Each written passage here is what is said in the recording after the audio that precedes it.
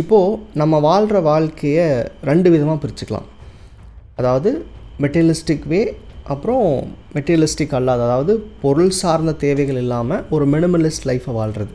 இந்த 2 தான் இருக்கான்னா மேபி நிறையா டைப்ஸ் இருக்கலாம். பட் இந்த 2க்கும் உண்டான அந்த கன்ஃபியூஷனை கிளாரிஃபை பண்ண தான் இந்த வீடியோ. தன்னுடைய வாழ்க்கை எப்படி அமைச்சுக்கணுன்றது ஒவ்வொருத்தருடைய தனிப்பட்ட விருப்பம் தான். இப்போ இதில் ஒருத்தர் பொருளை நோக்கி வாழ்கிறாரு, நிறையா பணம் சேகரிக்கணும், ஒரு பெரிய ரிச்சான லைஃப் வாழணும்னு நினைக்கிறாருன்னா அது அவருடைய வே ஆஃப் லிவிங், அவர் எக்ஸ்பெக்ட் பண்ணுற ஒரு விஷயம். இல்லை எனக்கு அப்படியெல்லாம் இல்லை, நான் அளவான பணம் இருந்தால் போதும், எனக்கு பிடிச்ச அளவுக்கு மட்டும் என் தேவைகள் நான் அடைஞ்சிட்டு நான் ஒரு அளவான வாழ்க்கையை வாழ போகிறேன். அளவுன்னா பணத்தின் அளவு கிடையாது, நம்ம தேடுதல் அளவுபடுத்திக்கிறது. ஓகே இவ்வளோ போதும் அப்படின்னு, அந்த வாழ்க்கையும் ஒரு டைப்னு வச்சுப்போம். இப்போது உங்கள்கிட்ட இந்த 2ல் எந்த மாதிரி வாழ்க்கையை வாழ விரும்புகிறீங்கன்னு கேட்டால், நம்ம இதுக்கு ஒரு 10 செகண்டுக்கு மேலே யோசிச்சோன்னு வச்சுக்கோங்களேன், நம்ம இன்னும் முடிவெடுக்க முடியாத ஒரு குழப்பத்துக்குள்ளே இருக்கோம். இது எப்படின்னா, உங்களுக்கு எங்கே போகணும்னு தெரியாது, எது கரெக்டுன்னு தெரியாது அப்படிங்கிற நிலை தான். இதனால் என்ன பிரச்சனை அப்படிங்கிறப்போ, உங்களால் உங்கள் வாழ்க்கையை ஒரு மொமெண்டம்குள்ளே கொண்டு வரவே முடியாது. அதாவது ஏதோ ஒரு வழியில் நகர்ந்து போகணும்ல, 2க்கும் இல்லாமல் நீங்கள் உங்கள் வாழ்க்கையை நேரம் கடத்திகிட்டே இருப்பீங்க. அதாவது மெட்டீரியலிஸ்டிக்லேயும் போக முடியாது, சரி ஓகே நான் ஒரு மினிமலிஸ்ட்டாக இல்லை ஸ்பிரிச்சுவலிஸ்ட்டாக அந்த சைட் போகலான்னா அதுவும் முடியாது. இப்போ இந்த 2க்கும் இடையில் இருக்க அந்த குழப்பம் என்ன அப்படின்னா, நீங்கள் உங்கள் சுய சிந்தனையோடு வாழாமல் சொசைட்டி என்ன சொல்லுது, இல்லை இப்போது நடந்துக்கிட்டு இருக்கிற அந்த என்விரான்மெண்டல் இஷ்யூஸ் என்ன அப்படின்னு சொல்லி இதையெல்லாம் கலந்து தான் வாழ்க்கை எப்படி வாழணும்னு முடிவு பண்ணுறது தான். இப்போது என்னை சுற்றி இருக்கிற எல்லாருமே ரிச் லைஃப் ஸ்டைல் வாழ்கிறாங்க, என் சொந்தக்காரங்கள்லாம் அந்த மாதிரி இருக்காங்க, என் ஃப்ரெண்ட்ஸ் எல்லாம் அப்படி இருக்காங்கன்னா நான் அதை நோக்கி ஈர்க்கப்படுறேன், நானும் அப்படி தான் இருக்கணும்னு சொல்லி அவங்களோட ஒப்பிட்டு பார்த்துட்டு நான் அந்த லைஃப்பை சூஸ் பண்ணுறேன்.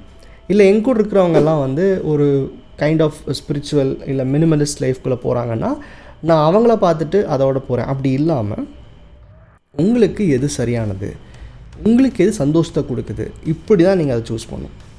இப்போ நான் பேசுகிற எத்தனையோ பேருக்கு இந்த 2 விஷயத்தை சூஸ் பண்ணுறது ஒரு பெரிய குழப்பம் இருக்குது. சரி ஓகே எனக்கு பெரிய வாழ்க்கைலாம் வேணாம், எனக்கு ஒரு அளவான வீடு, என்னுடைய நீட்ஸை ஃபுல்ஃபில் பண்ணிக்க அளவுக்கு என் வாழ்க்கை இருந்தால் போதும் அப்படின்னா, அப்போது எல்லா வகையிலையும் அப்படி இருக்கணும். என்னுடைய தேவைகளை பூர்த்தி பண்ணிக்கலாம் அப்படி இருக்கேன், பட் என்னை சார்ந்திருக்கிறவங்களுக்கு இது தேவைப்படுது அப்படிங்கிறப்போ எகெயின் நீங்கள் உங்களுடைய அந்த வழியை நீங்கள் சூஸ் பண்ண பார்த்து மாற்றிக்கிறீங்கன்னு அர்த்தம்.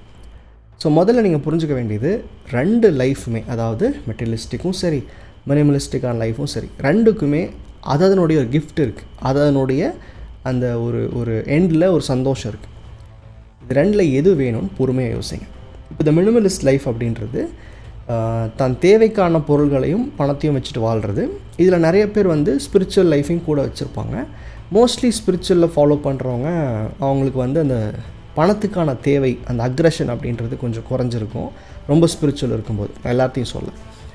ஸோ இந்த ஸ்பிரிச்சுவல் லைஃப் ஆர் மினிமலிஸ்ட் லைஃப்னு போகும்போது அதோட ஒரு கிஃப்ட்டுன்னு சொல்லுவோம்ல, அது ஒரு மனுஷ வாழ்க்கையும் மீறின ஒரு கிஃப்ட் கிடைக்கும். அதாவது உங்களுக்கு பெருசாக இந்த உலகத்தில் நடக்கிற ப்ரெஷர்ஸ் உணர முடியாது, இருந்தாலும் இல்லாட்டியும் சந்தோஷமாக இருக்க முடியுன்ற நிலை வந்துடும்.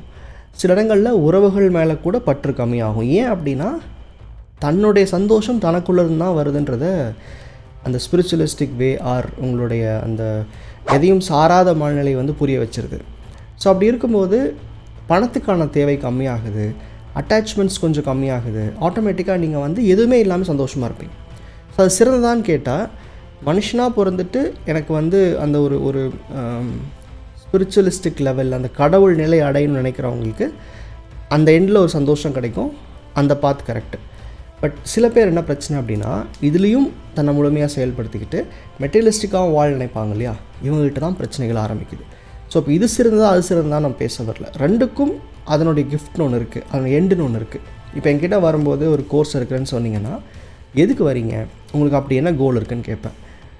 உங்களுக்கு அப்படி எதுவும் கோல் இல்லைன்னா போய் கோலை அண்டர்ஸ்டாண்ட் பண்ணிட்டு வாங்க, இல்லை கோலை அண்டர்ஸ்டாண்ட் பண்ணிக்கிறதுக்கு ஒரு 3 மாதம் ஏதாவது பயிற்சி பண்ணுங்கன்னு சொல்லுவேன். காரணம் என்னென்னா, உங்களுடைய தேடுதலின் முடிவு எதுன்னு தெரியாமல் நீங்கள் ஸ்பிரிச்சுவலிஸ்டிக்காக மினிமலிஸ்டிக்காக தேடினாலும் பிரச்சனை தான், மெட்டீரியலிஸ்டிக்காக தேடினாலும் பிரச்சனை தான். ஏன்னா உங்களுக்கு இப்போ எந்த ஊருக்கு போகணுன்னு தெரியாது, ஆனால் நான் பஸ்ஸில் ஏறி உட்காந்துக்கிறேன் அப்படின்னு என்ன ஆகும், அது போகிற போக்கில் தான் நீங்கள் போய் சேர முடியும். ஸோ உங்களுடைய தேவை வாழ்க்கை முறை எப்படி இருக்கணும், இல்லை என்னுடைய ஆசைகள் எந்த அளவுக்கு இருக்கணுன்றத நீங்கள் யோசிச்சு எது இருந்தால் உங்களுக்கு சந்தோஷத்தை கொடுக்குன்னு யோசிச்சுட்டு முடிவு பண்ணுங்கள்.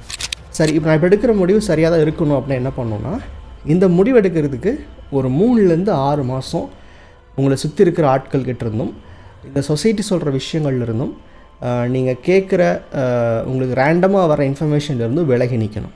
ஏன் அப்படின்னா, நீங்கள் தொடர்ந்து இன்ஃப்ளூயன்ஸ் பண்ணப்படுறீங்க. உங்கள் முடிவுகள் இன்றைக்கி நீங்கள் குழப்பத்தில் இருக்கீங்க, காரணம் என்ன? உங்களுடைய external environment are people are situation அப்படின்றது உங்கள் முடிவுகளை வந்து மேனிப்புலேட் பண்ணிட்டே இருக்குது.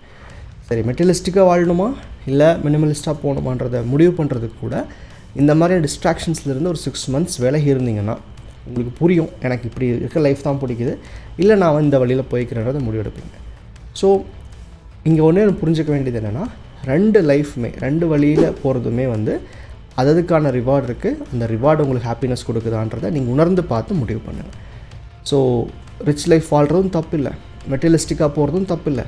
எனக்கு ஸ்பிரிச்சுவலிஸ்டிக்காக போகிறேன், நான் வந்து மெட்டீரியல் எனக்கு வேண்டாம், நான் வந்து அளவான வாழ்க்கையை தேர்ந்தெடுக்கிறேன்னா அதுவும் தப்பு இல்லை.